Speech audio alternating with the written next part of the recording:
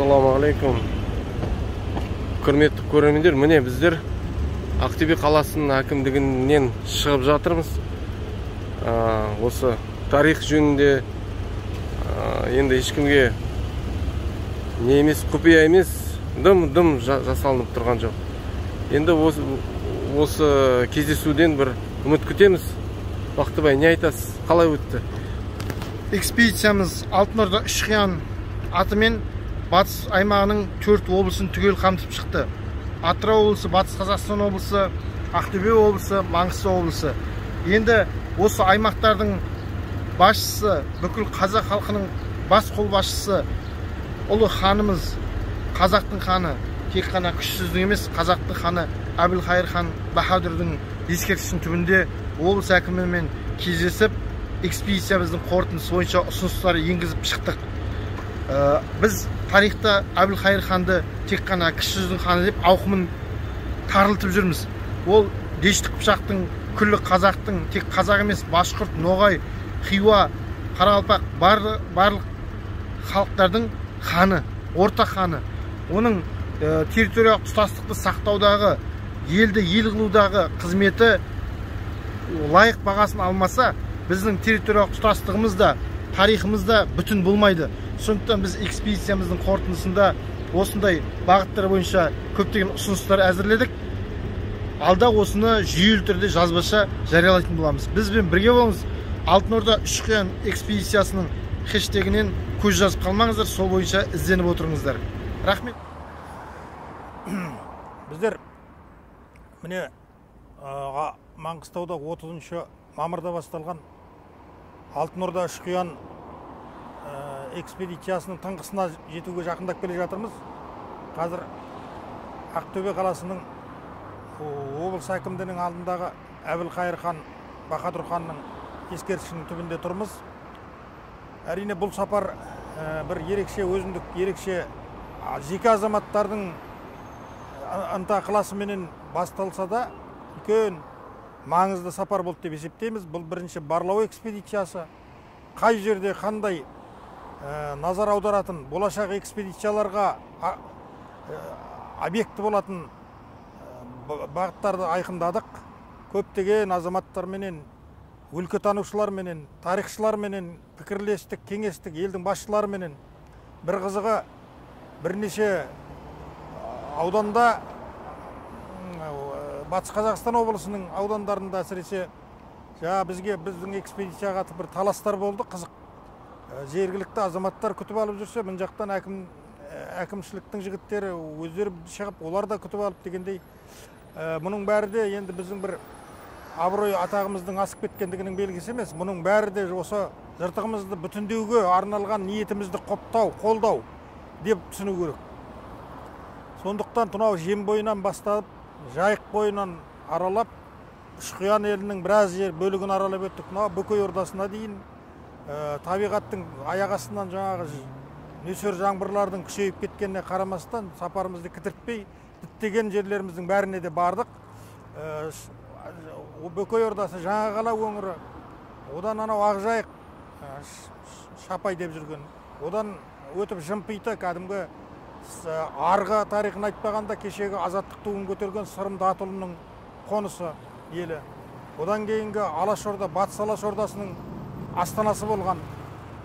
Оның бер жағында кешегі отқа оранған Абдулла Жұмағалиевтай, Қажым Көшековтай, ақындардың, кейін Қадыр Мырзалиевтай, дана шайырлардың ата қонысы Жымпитыдағы сапарлардың өздері. Содан кейінгі мынау Исатай Тайманов өмірінің ақырғы сәттеріне байланысты басқа да деректердің шығып жаңағы жатуы, сосын Тыныштық Өтешқалиев сияқты Жаңақала өңіріндегі өте ерекше тарихшы, өлкетанушы азаматтардың, Оралдағы Нұржан Төлеп бастаған тарихшы азаматтардың біздермен пікірлесуі көптеген кеңістіктерді ашса десе де болады.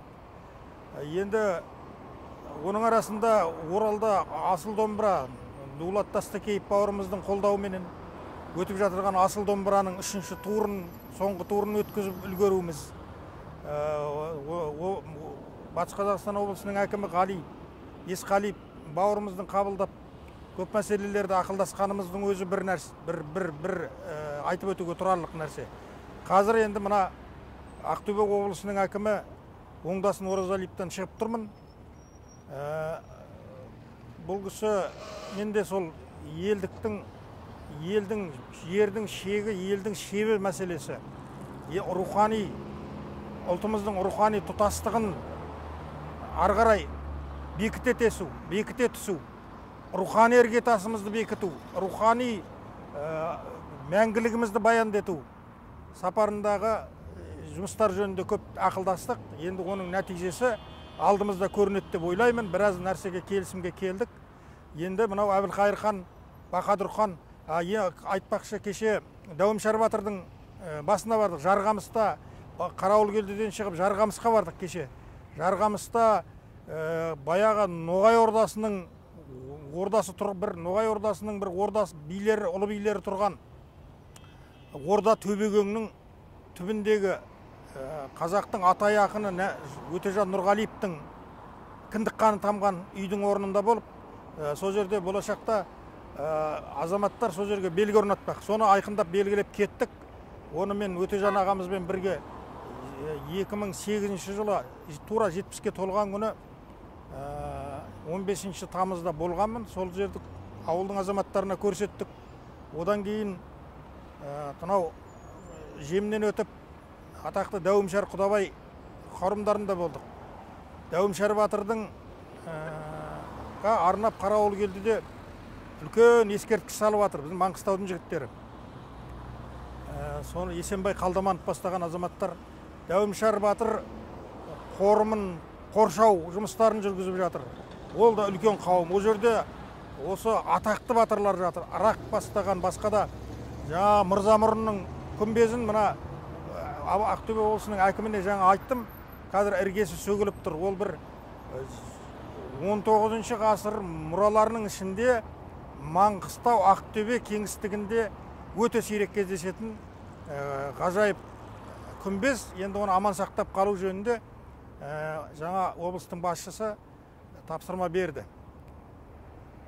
Сондай міне енді Әбілқайыр ханның қасына келіп тұрғаннан кейін хан бабамыз жөнінде бір-екі ауыз әңгіме айтпасақ болмайды. Біз тарихқа мүлде жаңа көзқараспенен қарауымыз керек. Бұрынғы ұсақ түйек, ұсақ ұлаң пиғылдардан арылуымыз керек. Жаңағы жүзшілдік, жершілдік, рушылдық деген ешқашан ешкімнің көсегесін көгертпейтін ұсақ түйек пиғылдардың бәрін тастауымыз керек, күресін құрақтыруымыз керек қысқасы. Біз ұлт болудың осы әлемдік аренада өзіміздің орнымызды айқындау, өзіміздің кім екенімізді дәлелдеу керек болатын болса, өзімізбенен санасу деңгейіне көтерілетін әрекеттерге баруымыз керек. Ол үшін мынау біріншіден тарихта іргесін бүтіндеу керек. Ол үшін тұтас ұлт болып, ұлы тұлғаларымызды еткен еңбектерін пайымдап, дұрыс бағалауымыз керек. Осы уақытқа дейін аясын тарылтып, Әбілқайырдың шектеп, ол бізді орысқа сатты, ол кіші жүздің ғана қаны деген сияқты жалған әңгімелермен, жалған өтіріктерменен біз перде тұтуға болмайды. Әбілқайыр күллі Дешті Қыпшақтың қаны, қазақтың бас сардар, бас қолбасшысы 300-дің қаны керек болатын болса, қазақтың бас қаны, оған мен емес, оған кәдімгі Баһадүр хан, Абылай ханның өзі 2 рет куәлік еткен. Біздің қамқоршы әкеміз Әбілқайыр Баһадүр хан деп Абылай солай баға берген. Сондықтан бұл кісі жаңағы Жәңгір ханның басындағы Құлпытаста Дешті Қыпшақ ханы Әбілқайыр Баһадүр хан деп жазылған. Оның өзі сол біздің айтып тұрғанымызға бір тарихи дәлел ретінде пайдаланды. Ол кісі Башқұртқа да, бұл кісі Қиуаға да, Ноғайға да, Қазаққа да бәріне тең хан болды. Және бүкіл Алмағайыптың бәрінен қазақты сол Алмағайып, сол халықтардың бәрінде сол Алмағайыптан алып өткен аршылан тұлға, Құдай тағаланың бізге бір жіберген сол замандағы бір ерекше тұлға. Және азаттық күресінің кешегі бар мен жоқтықтың тарасында теңселіп тұрған кезде сол азаттық күресінің қолбасшысы болған адам. Ол азаттық күресі жоңғарға қарсы жүрсін, ол азаттық күресі парсыларға қарсы жүрсін, ол азаттық күресі Қытайға қарсы жүрсін, ол азаттық күресі Ресейге қарсы жүрсін, бәрінің де басында өз дәуірінде тұрған айдыңғыр тұлға осы Әбілқайыр хан. Сондықтан күллі қазақтың баласы өзінің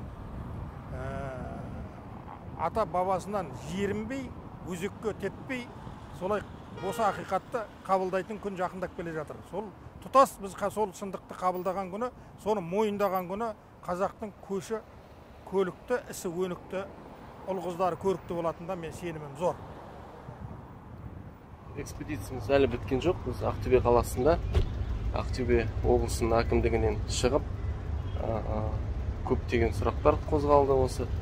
Енді құпия емес, Ақтөбеде тарих ашылуы, тарихқа көзқарасы өте нашар деп баға беруге болады. Енді осы кездесуден бір үміт күтеміз енді. Бірдеме өзгерер. Облыс өте үлкен аймақ алады. Ескерткіштер өте көп, бірақ білмеймін енді. Дұрыс маман келмей ма осы салаға? Дым жұмыс жасалматқан жоқ. Туризмда дамыватқан жоқ. Ақтауды қараңыз енді, қалай дамып кетті. Ал бісміллә деп, бүгін бұйыртса Ақтауға жол тартамыз. Кездескенше. Бауыржан, не айтасың? Қалай, нормально салып қойдың ба? Иә, четко. Қайсы? Астына салдың анда. Түреп салдың. Болды. Жарайды. Ассалаумағалейкумдер. Ассалаумағалейкумдер. Қалай жеттіңіздер? Жолдарыңыз қалай болды? Жол жеңіл болды ма? Жақсы болды ма? Бәрі жақсы. Сіздерді әлеуметтік желіден көріп, арнайы өздеріңізбен кездесейін деп, көнені көріп кәтсіздер, біраз жерді аралап кәтсіздер. Өзім де тарихшымын. Мына Жуантта тарих факультетін бітірдім. Қазіргі таңда магистратурада экономика саласында оқып жатырмын. Бұйырса бітіремін алдағы уақытта. Осы бір ай қалды енді. Есім Әзіз болады. Әзіз, иә. Мен Бақтыбай, фамилиям Жайлауов. Мұхтар Миров, профессор. Бейшев университетінің қызметкері. Қуаныш Байбақты, турблогер, саяхатшы. Алтынорда экспедициясы. Құлтас зерттеу деген инстаграмда. Дәл. Қуаныш ағаның өзінің стористерін қарап отырамын. WhatsApp'та. Қазір Светқали Нұржан деген ағамыз келатыр. Ақын, өлкетанушы, тарихшы, жан-жақты қабілеті. Едігеге жақындайық.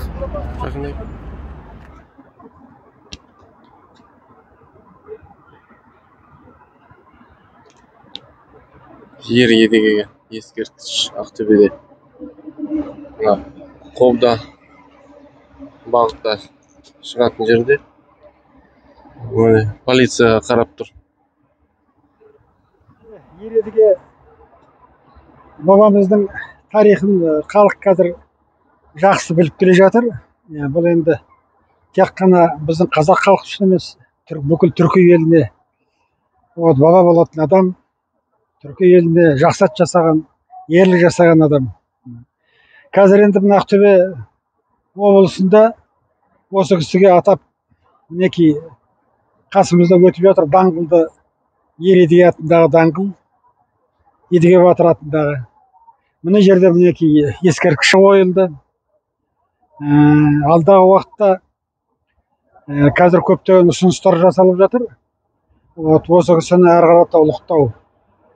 Мынау жаңағы әлгі ұлттық банк арқылы осы кісінің ерлігін ұлықтайтын тиын шығару, қолдан келсе көптеген шаруалар бар. Соның бірі осы кісіні елге, халыққа таныстыру үшін мінекей үлкен бір пьеса қою, осындай үлкендеген шаруалар бар.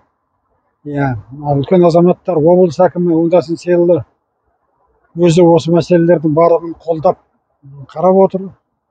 Бүгін мінекей сәген барып осы сол кісіге болып кездесіп, осы туралы шаруаларын айтысып шықты. Біз енді осы жоспарлар орындалса дейміз. Енді бұл кісінің қайтыс болған жер біздің Ақтөбе облысында Бөртенің бойында екені тарихи белгілі. Енді осы мынау біздің оқымыстылар осы біздің Ақтөбе облысының территориясына жерленген деген мәселені ары қарата зерттеп жатыр. ол енді әлі зерттеуге қажет нәрсе. Егер де ол дәлелденсе, ол да бір үлкен жасалған біткен шаруа болып есептеледі. Жалпы енді мынау халыққа, елге осы үлкен бабамыздың әруағы қолдасын деген тілек айтқымыз келеді. Алтын Орда дәуіріндегі түрік әлеміндегі ортақ тұлға мынау тарихта едіге деген ер еді, елдің қамын жер еді деген тәмсілмен қалған едіге бабамыз жайында Ақтөбе қаласындағы Сақтаған Бәйішев университеті рухани жаңғыру институты арнайы айналысып, осының мына ғылыми қызметкері, филология ғылымдарының докторы Жұбаназар Асан мырзаның қолында көптеген құжаттар бар. Осы докторлық диссертациясы да осы бағытта. Осы облыс әкімшілігінің қолдауымен арнайы үлкен 2 мәрте халықаралық деңгейде конференция өткізілді, ғылыми жинақтар шығарылды. Ер едігенің жерленген жері туралы түрлі ақпараттар негізінде осы мынау Байғайын ауданында дағы мынау Едіге жалы деген жерде Сағыз өзенінің бойында. Бұл туралы қазір 12 түрлі факті бар. Әлі зерттелу үстінде. Осы Бәйішев университеті арнайы сол жерге белгі қойып, Едіге қоры мен Ақтөбе қаласында бірлесе жұмыс жасап, ғылыми жинақтар шығарды. Мына біздің Ақтөбенің өңірінде Едігеге байланысты көптеген шаралар жүзеге асуда. Соған қуанамыз, және бұл ғылыми шараларға түрік әлемінің ғалымдары, Түркия елінен, Өзбекстаннан, Әзербайжаннан, Дағыстаннан, Ресей Федерациясынан көптеген ғалымдар қатысып, өздерінің пікірлерін айтып, Едіге батыр дастанының 60-қа жуық версиясы жайында өздерінің ғылыми көземелдерін айтқан болатын. Әлі де осы Едіге батырға байланысты материалдар жинақталуда, зерттелу үстінде.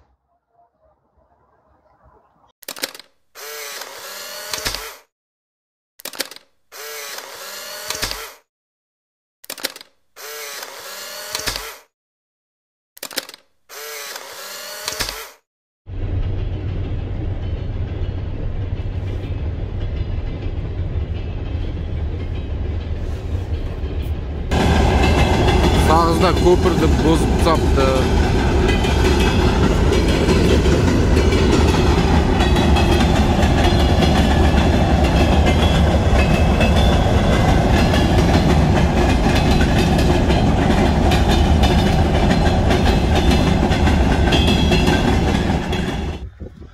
Артымыздан бұлт.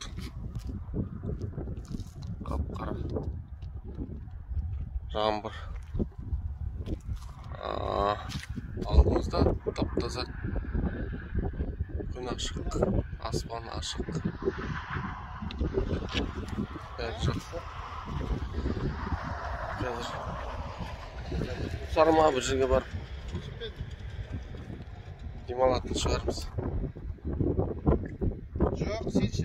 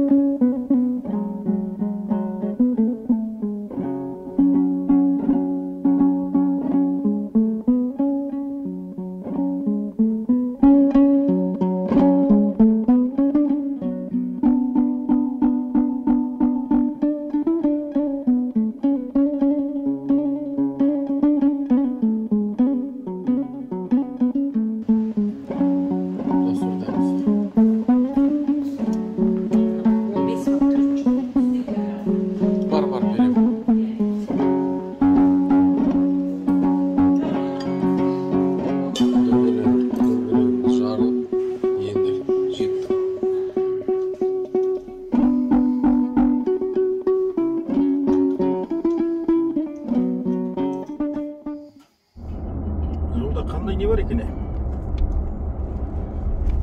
Жақсы қасиетті орындар. Оға түсіп көрсек. Просто кішкене. Ана бекет атаң ана байыту ушунда. Ерғарым сол жерде қайтқан ғой, кешегі ана кім айтып отыр? Неден былай қарайды? Жоқ, мына бекет ата да жол. Я біліп отырмын, алыс қой. Ақмешітті айтып отырмын. Кеше менің ойымда болды, Ақмешітке барып қонамыз ба деп. Бейнеудегі, оған баруға болады. Көне бейнеуге соқсақ болмай ма? Ана аяқ жарылмағанда біраз жүреді едік негізі, 1 сағат. Ой, сонда Құлсарға барып қаласың. Дәм ғой, дәм бұйырт тұрам ғой. Доссордың дәм бұйырт. Доссор. Мұнаны қосылым? Ой, мана. Дәулеткерейдің түрікменнің күйінен шығарып, қазақыландырған күйі. Түрікменнің асыр жіберген дейсің. Асыры жібердің бәрі. Маған ең ұнайтын жалпы адай күй сосын жұмыр қылыш қой. Түрікменнің күйі мынандай қылып тыңдай алмайсың, түрікменнің көре қылсын.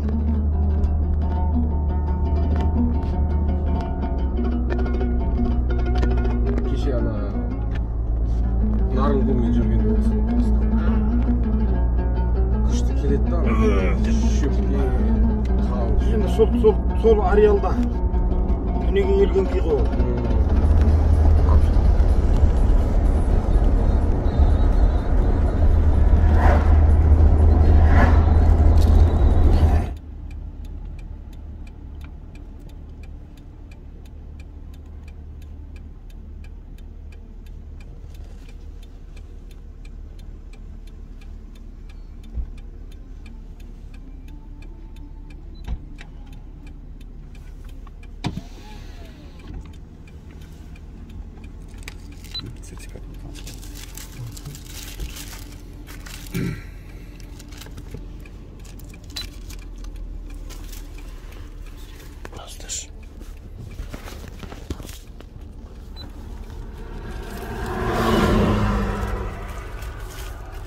Ассалаумағалейкум аға. Жолдарыңыз болсын. Танып отырмын, ақын кісісі ғой. Айтман деген кісі. Экспедицияда. Светқали деген аға. Танимыз, өлеңдерін жатқа өлеміз. Оқимыз. Аға, міне Майкөмгеннің тұсынан өтіп бара жатырмыз. Бұл жердің тарихын мұнаймен байланыстырады, жердің астында мұнайға байланысты ма деп. Негізі тарихы қандай жалпы? Өзіңіздің Бұл енді Майкөмген мұнайға байланыстыратын себебі мына жерде Қарашүңгіл қазақ тұңғыш мұнайдың шыққан жері. Жақын ғой осы жерде 20 шақырым жер. Бірақ шындығы мына Ақботалардың негізі қоныстары ғой, Жеменейдің Ақботасы. Сол Ақбота бір Мәмбеталының байы қазір осы мына Көркембай, Дүйсенбай ақындарға жақын. Қазір атын есіме түссе айтарым. Қысқасы сол кісінің малы күл ауруынан өлді дейді, бұрынғылардың айтуы. Көп мал өледі, соны енді құмға көмеді ғой, жаңағы күл деген өзі жұқпалы ауру ғой, малға жұғатын. Соған мал көмген атанған дейді. Ол мал, кілең семіз мал. Соған ана көмген жерден май құмның бетіне май шығып кеткен ау деймін. Содан көп жылдар сол май болып жатады, май шығып. Содан май көмгенге ауып кетеді, мал көмген. Салдардың айтуынша бұл жердің несі осылай. Бұл жерде қасиетті Қайшыбай Боқанов ақсақал өмірі өткен. Ұстаханасы осы жерде тұрады. Қазір баласы Мағрифатолла ұстап отыр көлігін.